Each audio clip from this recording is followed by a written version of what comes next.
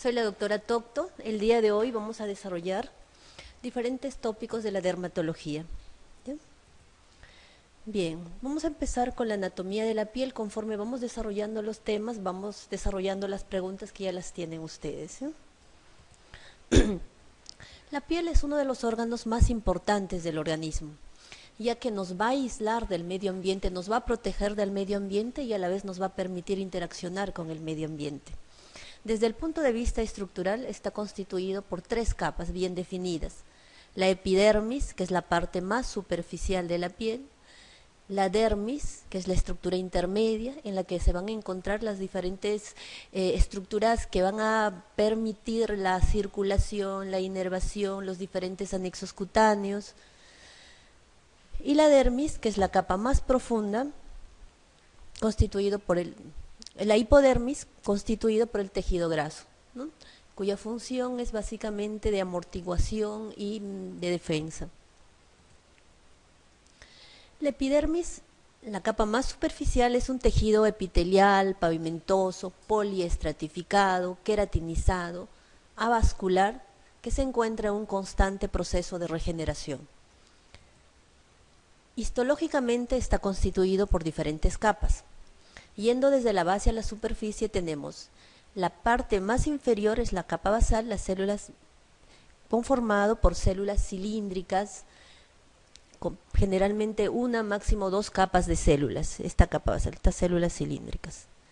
Encima de ella se encuentra la capa espinosa. La capa espinosa varía de un promedio de 10 a 12 capas de células. Está constituido por células poliédricas. Como pueden ver, la morfología de las células son células poliédricas y se denomina espinoso por ese aspecto espinoso que le da en la microscopía óptica. Las uniones intercelulares entre las células son visibles, ¿no? Entonces le dan un aspecto espinoso, por eso denomina capa espinosa. Encima de ella se encuentra la capa granulosa, constituido por células ya más aplanadas, poligonales pero aplanadas. Y el aspecto granuloso son gránulos basófilos bien pequeños. Ese aspecto granuloso lo dan las organelas que constituyen. Está constituida por 2 a 3 capas de células, generalmente. Encima de esta capa se encuentra la capa córnea. La capa córnea está constituida por células momificadas, células que han perdido su núcleo, células que han perdido las organelas. Y el número de capas va a variar según el grosor de la piel, siendo de unas cuantas capas en la zona de párpados, en la cara interna del antebrazo, y hasta miles de capas en plantas de pies. ¿Listo? Existe una capa que se denomina capa lúcida, pero más que una capa real, que una capa histológica real, es un artefacto de fijación que se objetiva en zonas de piel gruesa, como palmas y plantas de pies, principalmente plantas de pies. ¿Ven? Aquí se puede ver esta capa que está definida, y aquí la granulosa bien definida, bonita. Entonces, respondamos la primera pregunta. La epidermis del antebrazo está constituida por todas las siguientes capas, excepto espinosa, basal, córnea, lúcida o granulosa. ¿Cuál es la capa que no corresponde? Lúcida, ¿no es cierto? Lúcida, que solo en palmas y plantas. Continuando. La epidermis tiene diversos tipos de células. Dentro de ellas, los queratinocitos van a representar el 90% de la población celular. Se encuentran desde la capa basal hasta la superficie. Entonces, son las células en la capa basal las que van a dar el origen a todo el resto de las células, y son las células que van a formar la parte estructural de la piel. El 5% de las células está constituido por los melanocitos. Los melanocitos se ubican principalmente a nivel de la capa basal. Los melanocitos son las células que van a dar la coloración en la piel. Según la cantidad o la producción de melanina, van a tener las personas una piel más oscura o más clara. De un 3 a un 5% están conformados por las células de Langerhans. Son las células que están involucradas en los diferentes mecanismos de defensa de la piel. Ya se encuentran básicamente a nivel del estrato espinoso. Menos del 1% de las células está constituida por las células de Merkel. Son las células que van a tener una función neuroendocrina.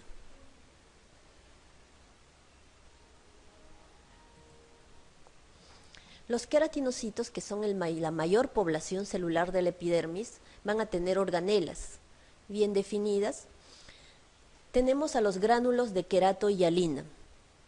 Los gránulos de queratohialina son esos gránulos que van a dar el aspecto granuloso a la capa granulosa, ¿no? Son distintivas de la capa granulosa.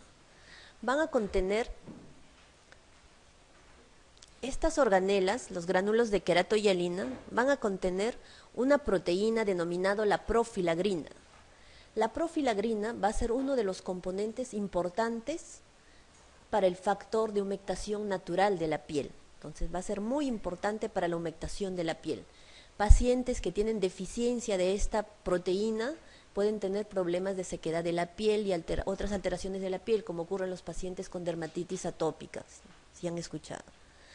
Otra organela de los queratinocitos son los queratinosomas o cuerpos de Odland. Son organelas laminadas. Son más pequeñas que los gránulos de queratohialina, por eso que no se pueden ver en la microscopía óptica como sí se ven los gránulos de queratohialina en la capa granulosa. Estos se encuentran tanto en la capa espinosa como en la capa granular. Entonces, ¿estos qué contienen estas organelas? Están llenas de lípidos e hidrolasas. ¿Y para qué sirven estos lípidos e hidrolasas? Van a servir para formar una barrera hidrolipídica que se forma en la superficie cutánea de tal modo que mantiene impermeable a la piel. Y por encima de la capa córnea existe una barrera constituida por lípidos y sustancias que van a mantener la humectación de la piel.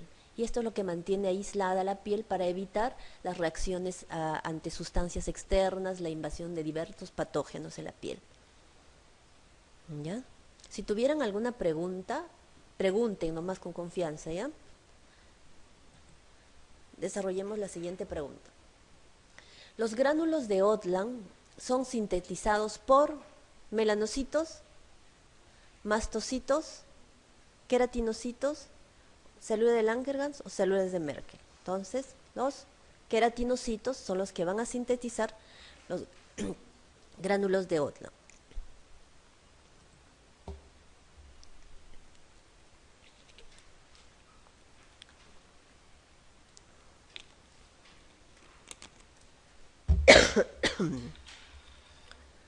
Bueno, pasemos al siguiente tópico. Lesiones dermatológicas.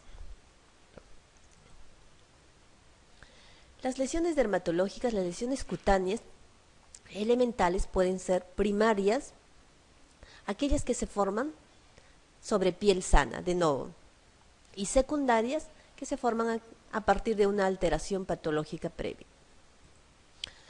Veamos en cuanto a las lesiones cutáneas primarias. De acuerdo a la capacidad de ser palpadas o no, pueden ser inconsistentes, que no se palpan, de contenido sólido, o aquellas que a la palpación tienen un contenido líquido.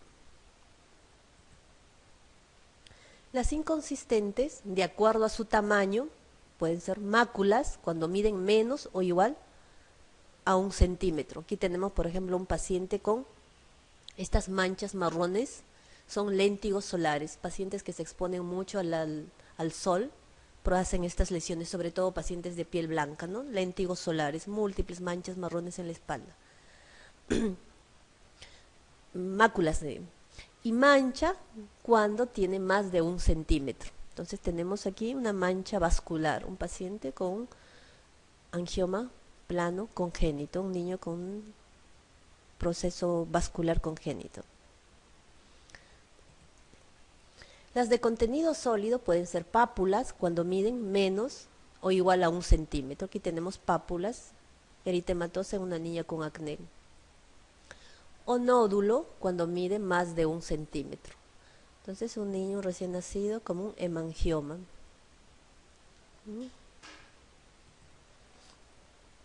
Las sólidas también pueden ser las placas. La placa es aquella lesión en meseta cuya extensión o cuyo diámetro es mucho mayor que la altura. Entonces, la altura es casi un poquito, nada más, no es tan perceptible a veces como las placas abonosas.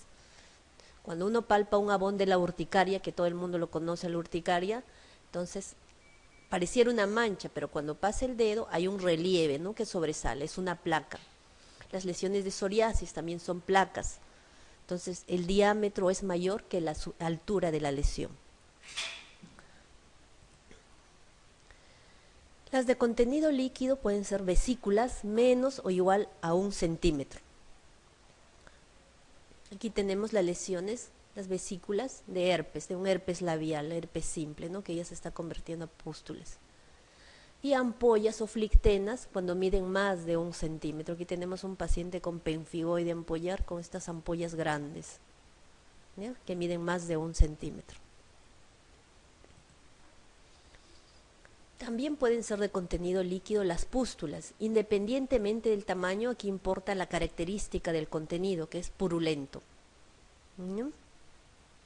Entonces, aquí tenemos un paciente con una pustulosis exantemática. Bueno, es un cuadro, pequeñas pústulas, lesiones con vesículas con contenido purulento. Y quiste es aquella lesión de contenido, más que líquido, es semisólido y tiene una consistencia elástica. Entonces, la siguiente pregunta. Una de las siguientes lesiones elementales no es de contenido líquido: ampolla, quiste, flictena, pústula o abón. ¿Cuál es la respuesta? ¿Cuál? ¿Qué es el abón? Una placa, ¿no es cierto?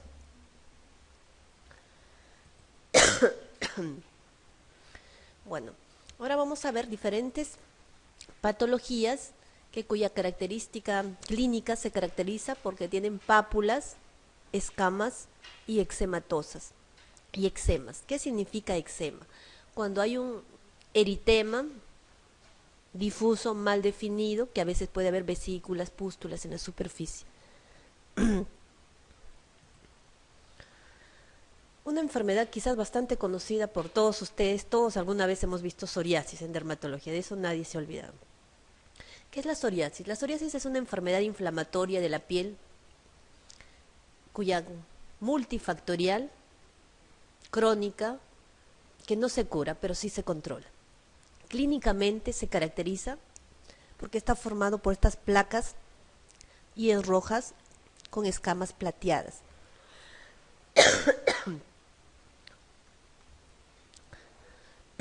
Blanquecinas, ¿no? Bien blanquecinas estas escamas, es típico. Alrededor de esta placa existe un halo pálido, denominado el anillo de Voronov, alrededor de la placa. Entonces, aquí se nota penitas, ¿no? Pocas veces se nota con claridad este anillo. Para hacer el diagnóstico clínico de psoriasis, cuando tiene una lesión de probable psoriasis, puede hacer el diagnóstico clínicamente evidenciando 3 signos. Se realiza el raspado metódico de Broca. ¿En qué consiste? Antes existía la cucharilla de Broca. Ahora, bueno, ya ha desaparecido, pero se puede usar el extremo romo de un bisturí, de una hoja de bisturí, y con ese extremo romo se empieza a raspar la placa. Al empezar a raspar se van a desprender las escamas como si fuesen blanquecinas como la cera de la vela. Y allí el signo de la vela de cera, ¿ya? Si uno elimina todo eso, continúa raspando, va a llegar un momento en que se va a desprender una película fina, blanquecina, transparente, como una hojita de cebolla. Y eso es la membrana de Duncan-Dulkley. Y si continuamos raspando, vamos a evidenciar quizás el signo más conocido por todos ustedes, un sangrado puntiforme que se denomina el rocío hemorrágico de Auschwitz. Entonces, con estos 3 pasos, evidenciando estos 3 signos, uno puede hacer el diagnóstico clínico de que la lesión con certeza se trata de una psoriasis.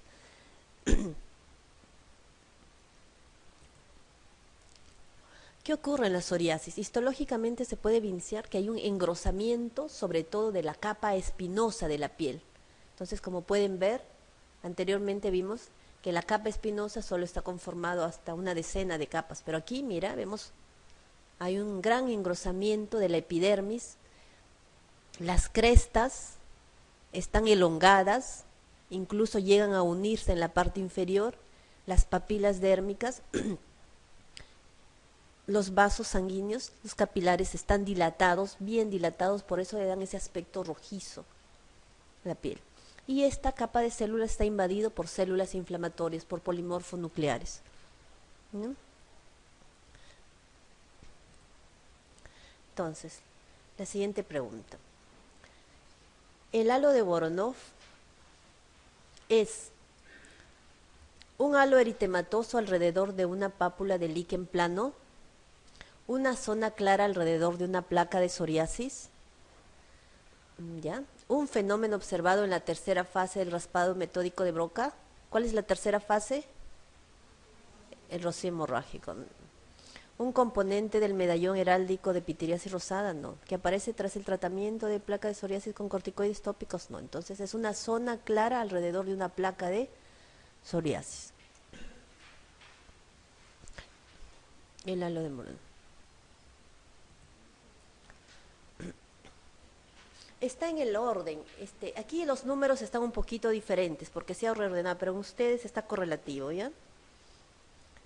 Otra enfermedad pápulo-escamosa es la pitiriasis rosada. Este cuadro muchas veces lo han visto ustedes, pero no lo han diagnosticado correctamente porque muchos son tratados como si fuese una reacción alérgica. Es frecuente en nuestro medio, sobre todo en las épocas de primavera e invierno.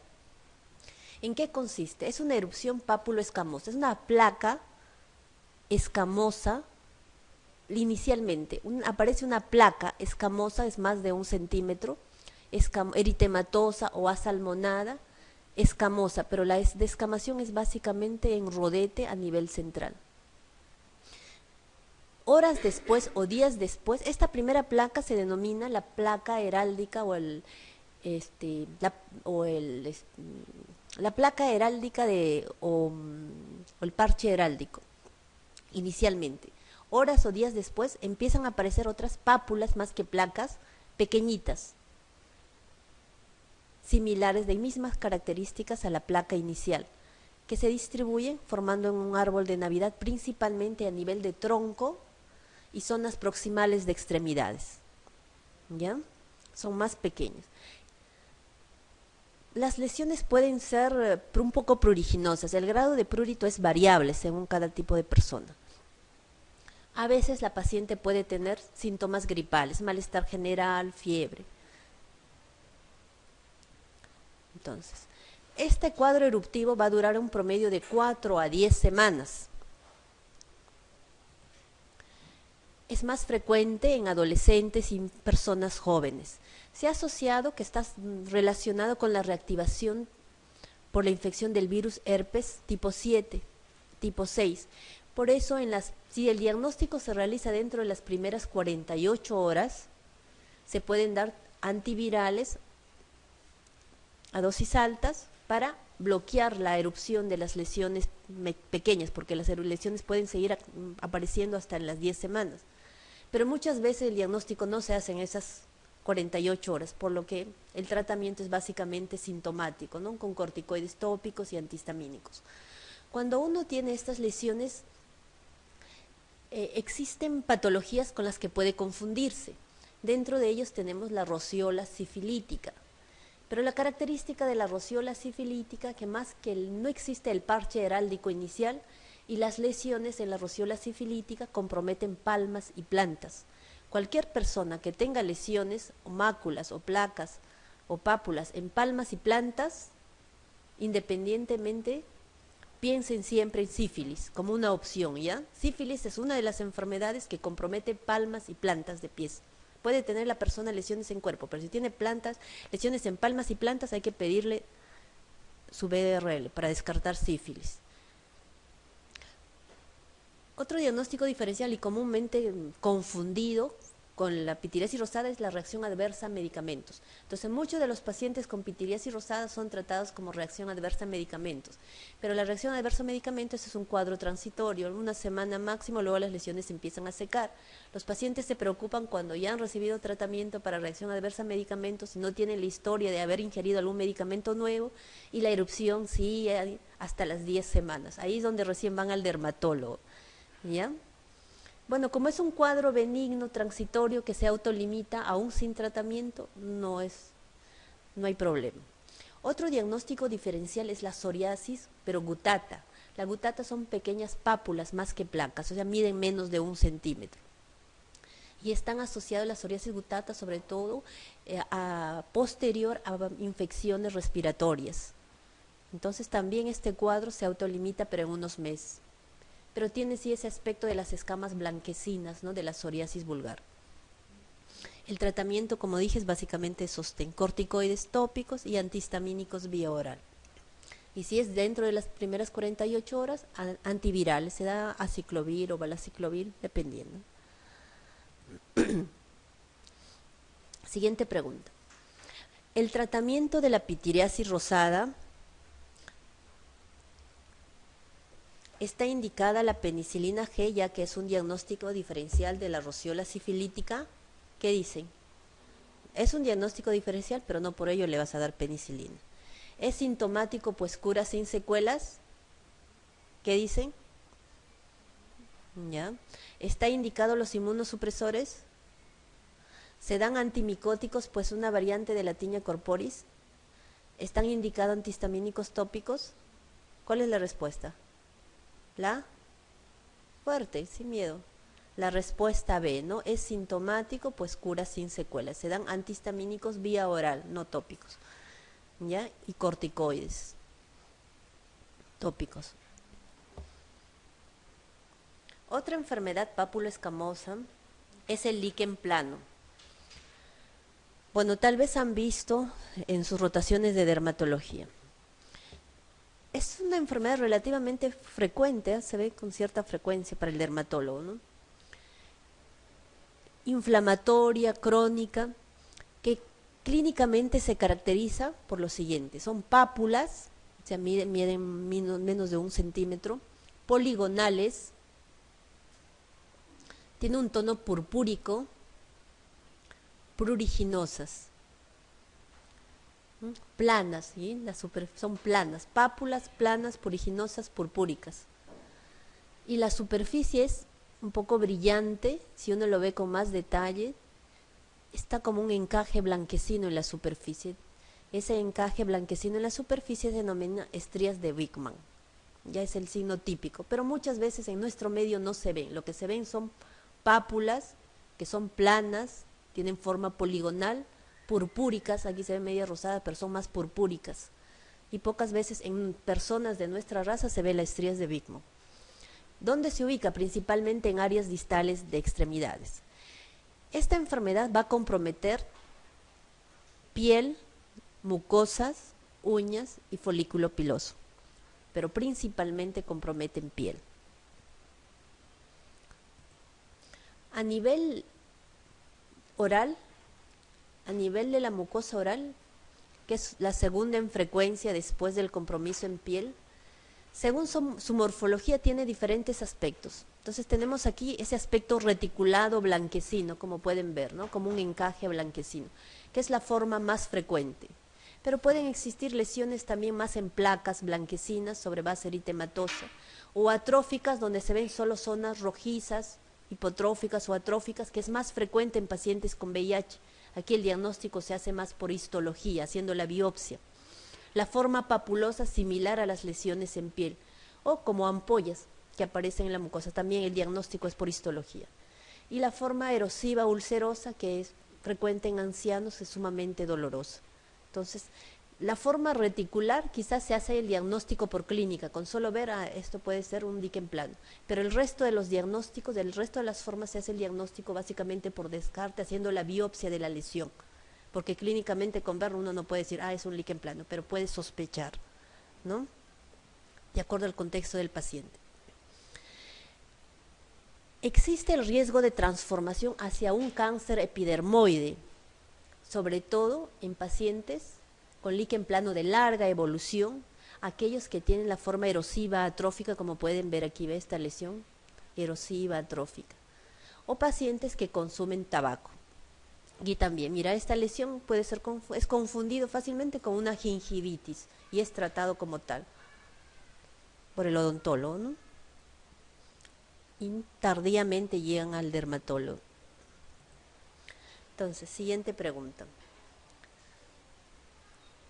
Enferma de 40 años. Está en orden correlativo para ustedes, ¿ya? No, no se guíen por los números. En ustedes está así relativo. Enferma de 40 años, consulta por la aparición hace meses de pápulas poligonales de color violáceo en la cara anterior de muñecas, con prurito intenso. Además presenta lesiones en un mucosa oral de aspecto reticulado blanquecino. El diagnóstico más probable es líquen plano, ¿no es cierto? Ya eso. Entonces recuérdese de las 5P: pápulas, planas, poligonales, purpúricas, pruriginosas. Eso es líquen plano.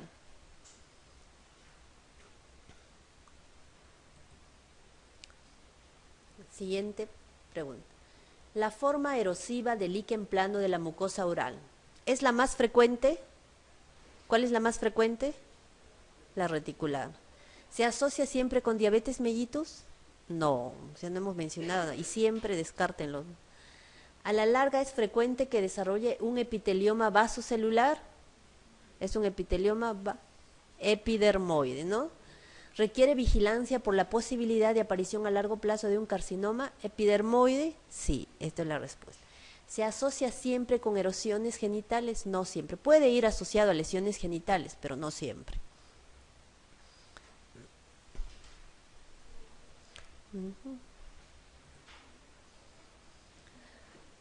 Ya. Otra enfermedad eritémato, escamosa y eczematosa, como estamos en el grupo de esas enfermedades, es la dermatitis seborreica. Quizás es otra patología frecuente y conocida por todos ustedes, ¿no? Porque una gran parte de la población tiene algún grado de dermatitis seborreica. Afecta principalmente áreas sebáceas, cuero cabelludo, la cara y el tronco. En su etiopatogenia se ha involucrado al Pityrosporum ovale, alteraciones inmunológicas, alteraciones en la activación del complemento. Tiene dos picos bien definidos en que se presenta: dentro de la lactancia en los 3 primeros meses de vida y entre la 4ª y 7ª década de vida. Pero eso no significa que una persona en otras edades pueda no tenerlo, ¿no? Sobre todo a partir de los 18 años, cuando hay mayor desarrollo de glándulas sebáceas, ya las personas tienen el riesgo de sufrir de dermatitis seborreica. En los lactantes se localiza principalmente a nivel del cuero cabelludo y en zonas de intertrigo, es decir, en los pliegues. Estos niños tienen estas placas, esta placa, gran placa amarillenta, grasosa, denominado costra láctea, que es difícil eliminarlo en los primeros meses, ¿ya? El aspecto es grasoso. Y a nivel de pliegues, sobre todo a nivel de la zona anogenital perianal, entonces se caracteriza por este eritema, básicamente por una mancha eritematosa mal definida. Entonces no hay esas escamas amarillentas, más es eritema. Muchas veces esta lesión, ¿con qué puede ser confundida? En los niños, dermatitis de pañal. ¿Y con qué van a tratar una dermatitis de pañal? Entonces le van a dar sus cremas protectoras a base de óxido de zinc, y si están sospechando micosis metidas, cándida, le van a dar nistatina, todo. Y el paciente no va a mejorar, porque aquí el problema no es una dermatitis de pañal, sino es una dermatitis seborreica. Entonces, en estos casos, el tratamiento varía. Aquí hay que dar corticoides para piel delicada, con antimicóticos también, básicamente ketoconazol, ¿ya? Que tiene efecto antiinflamatorio. Pero aparte de ver a este niño en la zona de pañal, van a revisar también las otras zonas de pliegues, axilas, ingles, el cuellito que está enrojecido. Entonces, y si tiene el antecedente que tenía esas escamas en la cabecita que demoró en eliminarse, ya con todo eso se puede hacer el diagnóstico. En los adultos también, este cuadro es una forma severa, pero generalmente no es la forma habitual de presentación, ¿no? ¿Han visto ustedes personas que aquí en el entrecejo tienen una descamación media amarillenta, grasosa, eritematosa, y aquí a nivel de los surcos nasogenianos? A veces en el conducto auditivo está un poquito de descamación y detrás de las orejas. Son los únicos signos de presentación. Entonces, esas lesiones. En este paciente, pues, ya es una forma severa, un eczema seborreico se llama. Ahora, una persona puede normalmente tener cierto grado de dermatitis seborreica, pero si esa dermatitis seborreica súbitamente se agrava, o sea, se marca así, se extiende al resto de las zonas, hay que pensar que puede estar infectado por VIH. Entonces, una exacerbación de una dermatitis seborreica o una aparición de dermatitis seborreica de nuevo de una forma severa es un indicador de infección por VIH. Entonces, tienen que pedirle eso. ¿Ya? Entonces, dura décadas, años, puede mejorar en climas cálidos, pero se exacerba en meses fríos, cuando hay humedad, ante situaciones de estrés. Estrés ya sea emocional o estrés físico por alguna patología de fondo, pacientes que están que enferman por una cirugía, traumatismos o alguna otra enfermedad de fondo pueden exacerbar esa dermatitis seborreica. Y también la infección por VIH, como señalé, ¿no? El agravamiento de la dermatitis seborreica o una aparición de nuevo de una dermatitis seborreica severa es un indicador de una infección por VIH y hay que pedirle su serología. El tratamiento. En el tratamiento se usan corticoides tópicos de acuerdo a la zona comprometida. Por ejemplo, la zona de piel, de cara y pliegues, hay que hacer corticoides suaves como la hidrocortisona o la fluticasona. Pero en zonas de piel un poquito más gruesa, como es el pecho en los varones, sobre todo en la región preesternal, se pueden usar corticoides un poquito más potentes, como la mometasona. Se pueden usar solos o combinados con antimicóticos tópicos. Dentro de los antimicóticos tópicos, el más efectivo es el ketoconazol. El ketoconazol, porque a su vez el ketoconazol tiene un efecto antiinflamatorio, no solo es antimicótico, también tiene antiinflamatorio, efecto antiinflamatorio. Se usan también los inhibidores de calcineurina en pacientes que van a usar de manera crónica, que las lesiones persisten por largo tiempo. Se usan inhibidores de calcineurina, como cuáles, como el tacrolimus. No sé si han escuchado el tacrolimus. Entonces, ¿cuál es el beneficio del tacrolimus? Que se puede usar por periodos prolongados sin que produzca daño en la piel, porque los corticoides producen atrofia cutánea, ¿no es cierto?, si se usan de manera prolongada. Bien. Otro cuadro caracterizado por eritema, descamación y eczematización es la dermatitis atópica. Entonces, como su nombre lo dice, este es un cuadro, recuerden que les señalé de la profilagrina, que está relacionado, estos pacientes con dermatitis atópica tienen una deficiencia en la producción de profilagrina. Entonces, al no producirse adecuada profilagrina, estos pacientes no pueden mantener una humectación adecuada de la piel. Y la piel no humectada adecuadamente y la barrera hidrolipídica tampoco se estabiliza. Esto ocasiona de que reaccionan fácilmente entre contacto con diversas sustancias que otra persona no haría como una reacción alérgica. A su vez, favorece el crecimiento de numerosos patógenos, el sobrecrecimiento de patógenos propios de la piel y la invasión de gérmenes patógenos. O sea, el sobrecrecimiento de microbios que forman la flora cutánea. Normalmente en la piel existe bacterias, ácaros y hongos que crecen de manera que que conviven en simbiosis con nosotros, pero ante una alteración de la barrera hidrolipídica van a crecer en exceso y van a producir daño en la piel. ¿Ya? En estos pacientes con dermatitis atópica clínicamente se caracteriza porque hay un eritema, o sea, son manchas eritematosas mal definidas, con escamas, costras, hay pápulas, vesículas en la superficie. Y la característica que es sumamente pruriginosa. Entonces los lactantes sobre todo están muy fastidiados, llorosos. Los niños ya empiezan a rascarse, se rascan. Los lactantes no pueden rascarse, por lo tanto no hay lesiones por rascado. No hay muchas lesiones por rascado, pero en los niños conforme van creciendo se van rascando y la piel ante el rascado continuo se va engrosando. Ese engrosamiento de la piel principalmente a nivel de las flexuras. El engrosamiento de la piel se denomina liquenificación de la piel, donde la linealidad de la piel se acentúa.